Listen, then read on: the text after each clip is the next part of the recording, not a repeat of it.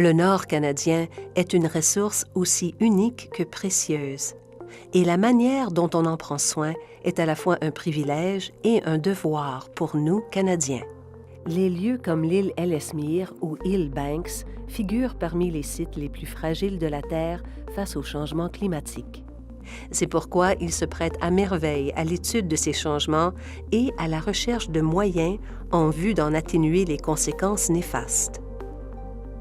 Depuis 50 ans, John England, professeur émérite du département des sciences de la Terre et de l'atmosphère à l'Université de l'Alberta, et titulaire principal de la chaire de recherche nordique du Conseil de recherche en sciences naturelles et en génie du Canada, consacre sa vie à documenter les changements que traverse l'environnement dans l'Arctique canadien. Au fil d'innombrables investigations sur le terrain et de recherches exhaustives à l'université, John a exploré virtuellement chaque coin de l'archipel arctique canadien. Il est l'un des Canadiens les plus expérimentés à avoir retracé plus de 4 décennies durant les changements que l'Arctique canadien, région reculée aux dimensions de l'Europe, a subis dans le passé. Ses travaux se concentrent sur l'interaction des phénomènes terrestres, atmosphériques et océanographiques de la période glaciaire à nos jours.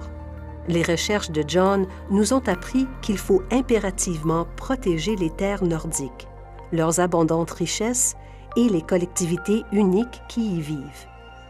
Avec l'aide de Canary et du Réseau de la recherche et de l'éducation des territoires du Nord-Ouest, qu'administre le Collège Aurora, John consacre sa carrière de chercheur à mieux comprendre comment évolue le milieu arctique, ce qui inclut le zèle avec lequel il encadre les élèves du programme du Collège Aurora sur les technologies des ressources environnementales et naturelles à Inuvik, qui partagent les mêmes aspirations que lui.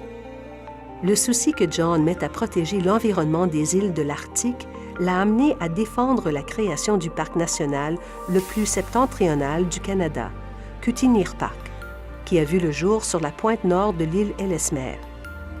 John est le plus farouche partisan d'une politique polaire canadienne, sachant que notre pays doit intégrer vision, engagement et intendance en tant que grande nation nordique détenant une des toundras les plus vastes de la planète.